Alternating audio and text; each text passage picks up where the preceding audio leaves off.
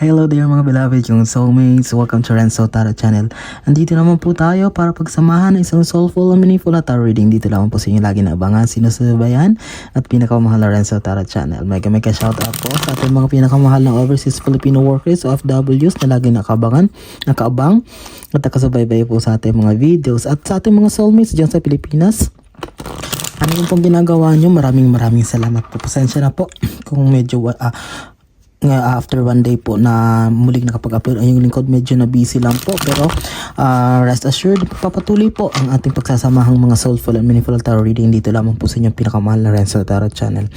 Again, ang atin pong reading ngayon, this will be the reading for October 1 to 15. Medyo late na kasi October 10 na ngayon, pero pwede pa naman humabol para sa ating mga Aquarius. Okay, Aquarius, para sa inyo to, maghanda kayo. So, huwag natin pang patagalin pa.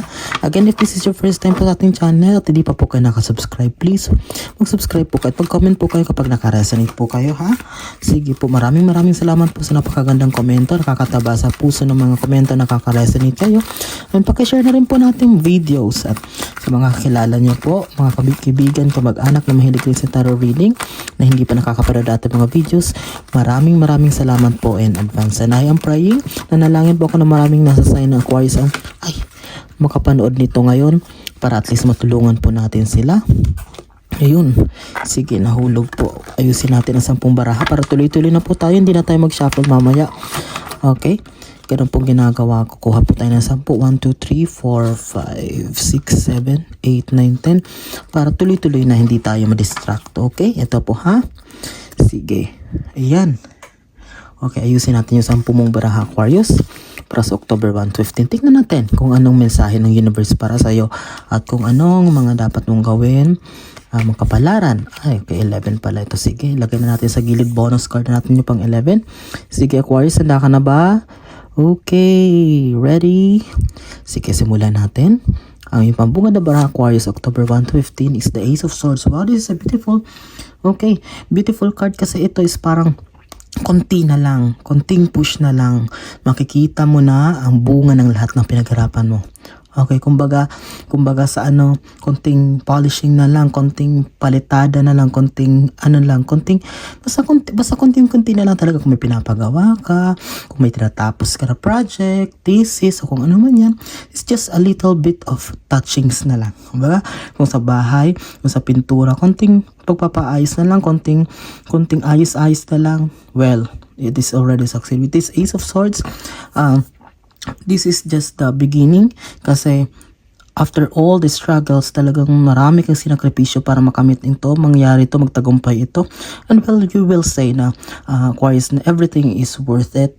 Talagang nagbubunga or magbubunga ang lahat ng pinaghirapan mo. Okay? Sige. Pangalawa, oh, di ba? Beautiful. Napakaganda because this is a moon card. Ibig sabihin maliwanag. Okay, although parang kahit discreet or parang kahit gusto mong itago or parang parang kung i-keep it for yourself na lang kahit may nangyari na maganda sa buhay mo, if you want still to not let the public know it or parang low-key ka lang, pero the moon this week daw, malalaman ng lahat, karamihan, mahahayag ito sa publiko, mahahayag ito sa lahat na magugulat na lang sila, ay meron palang ganito, wow, grabe. And you will inspire them and you will motivate everyone. Oh, nagawa nga ni bakit hindi tayo? Okay, this moon card will be a big revelation for everyone na meron ka palang tinago, na meron ka palang pinapagawa, meron ka palang ginaganito, nilalakad na ganito, hindi nila alam. Of course, that's it. That's your nature. You keep it secret at first at ginugulat mo ang lahat. Okay? Mag-comment nga kayo, Aquarius, kung nakaka-resonate kayo. Sige, pangatlo ha, magtuloy-tuloy tayo. Oh, Knight of Wands. Okay. Okay. Although, tingnan mo, makinig ka mabuti, Aquarius, this Knight of Wands card is, the energy that I can feel here is, although there will be a fruition, kakaroon na ng bunga ang lahat na pinaghirapan mo, there's still some lang, konti itong mga minor lang, itong mga parang medyo conflict, medyo mga konting mga kaalitan, konting mga bagay na medyo sumasalungat sa daan mo, humaharang sa daan mo, pero you can settle it. Okay, you can you can work for it, you can work it, okay? Maaayos mo tong lahat na to, mga minor lang naman tong mga bagay, at alam kong kayang-kaya mo to. It's because magaling ka sa negotiations, sa pagkikipag-usap, but all in all, basic naman, it's that natural for a thing na talagang merong konting mga tutol, konting mga harang na lalong-lalo na nakikita nilang, alam mo yun, magtatagumpay na, makikita na nila yung bunga ng lahat. Of course, hindi lahat laging masaya sa atin, but okay, Aquarius, be aware of that. Pang-apat, Judgment card. Okay, Judgment card. Of course, there will be a lot of people commenting, will be saying not good about you. Pero mas marami ang magko-comment o magja-judge sa'yo in a positive way. Mas maraming mga positive judgment rather than negative comments. Okay, that's why you don't need to worry. Huwag ka mag-alala, Aquarius, kasi yung ma-receive mo ng mga komento, ng mga mga feedback mula dito sa project nito or sa bagay nito na nangyari or makakamit mo is that all positive because they knew, alam nila na deserve mo to at pinaghirapan mo to, although there are some side comments na hindi maganda, but deadma, okay?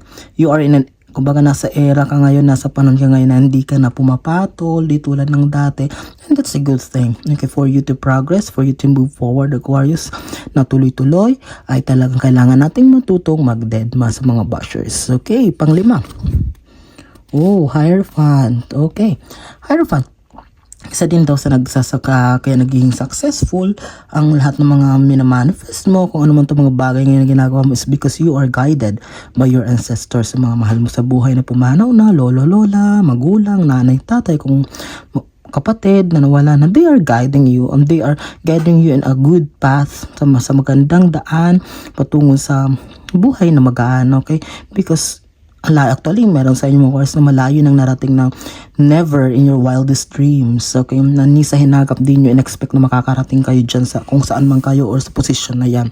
And that's because also of the guidance of this Hierophant of your ancestors. And you need to thank them also. Huwag silang kakalimutan. Always think of them by praying them and always including them in your prayers and pag-aalala sa kanila. Okay? Second row, pang-6 na baraha. Tuloy-tuloy po tayo, ha? Okay, the Hermit card. Okay, this is a beautiful card. Bakit? This Hermit, tingnan mo, there will be a clear, kasi nandito na rin yung moon, there will be a clear answers for all the questions that is bothering you for a long time. Magkakaroon ng malinaw na kasagutan, makukuha mo sa linggo na to o sa mga susunod na linggo. Magkakaroon ng malinaw na kasagutan sa mga katanungan ng mga nagbabagabag sa, especially if there's still some.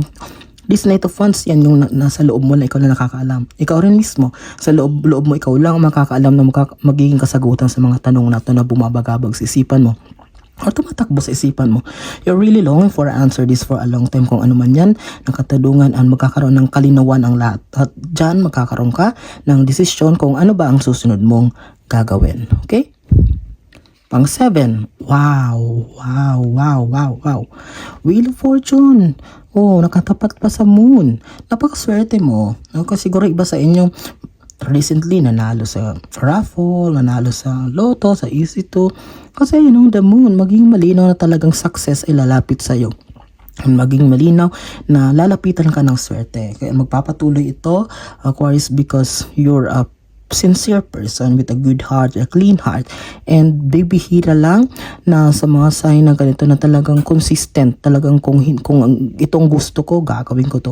At the same time, lalong-lalo na ang kinare-rewardan ka kasi gustong-gusto mo yung tumulong sa kapwa mo, sa pamilya mo, katwal na wala ka na. With this Wheel of Fortune card, roulette ng kapalaran, this is a very beautiful because this is a lucky card. Ibig sabihin, may swerte talaga dumating, paparating, at mas paparating pa or mas in the future time, hindi lang this week sa panahon na to, kundi talagang you are assured lagi ng swerte.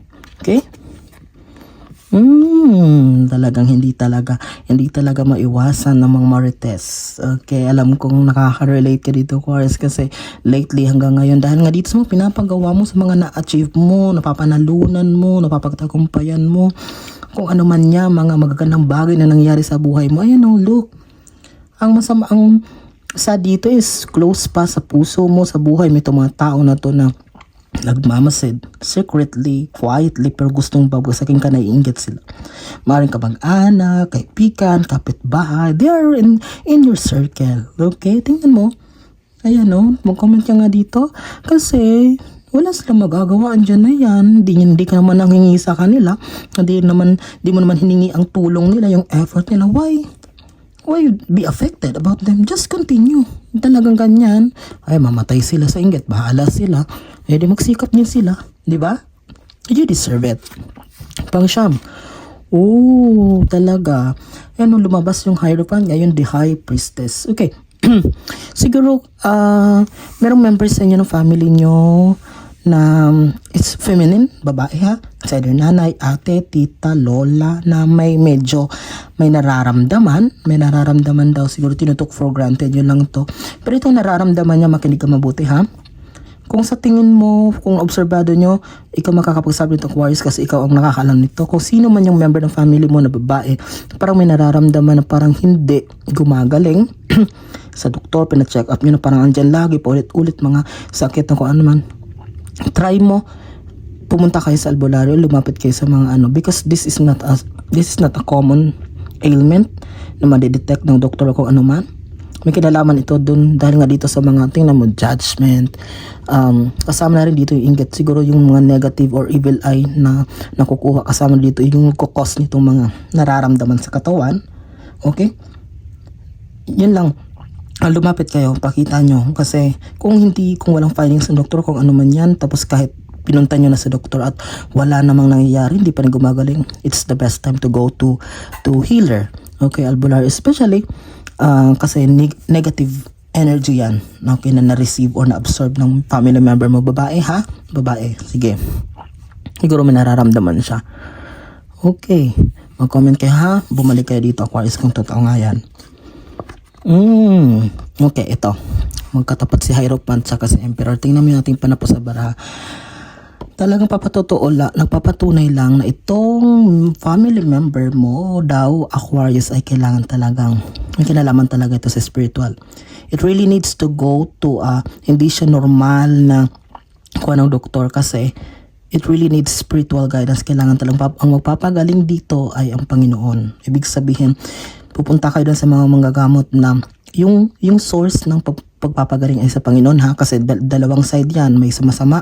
Titingnan nyo ha, mag-search kayo ng mga Panginoon, especially pumunta rin kayo sa pare, pakumpisalin nyo siya, or mag-communion, or lahat ng sacrifices, mag-rosary kayo gabi-gabi, or everything na it's all may kinalaman sa spiritual sa Panginoon. Okay? Mag-Bible sharing, everything, kasi yun lang makakapagpagaling dito sa kung sino man yung member ng pamilya na nakakaranas ng karamdaman. Okay? Sige, tingnan natin tong bonus card natin. Okay, King of Pentacles. Wow, ito lang nag-iisang Pentacles o pera. Ibig sabihin nito, Aquarius, that all of this, kasi bonus card nito, ibig sabihin, not in this reading, not in this time, sa reading na October 115, but in the future, at least somehow you're still assured of blessings na parating. But still now, you need to focus on these things na sinabi ko. Huwag ka mag-alala kasi nandiyan naman yung Wheel of Fortune, nandiyan naman yung swerte, paparating sa'yo. But focus ka dito ha, sa member ng family mo na babae na nangangailangan ng agarang tulong in terms of karamdaman na kailangan ng matingnan. Okay, kung hindi kaya ng doktor, kung hindi na alis doktor, ulitin ko, ilapit niyo siya sa spiritual. Yun, manggagamot na in terms of spiritual. Okay, nangihina ang katawan ko. Medyo, ngayon lang ako nagbasa, pero tingnan naman nanghihina agad ang katawan ko. Okay?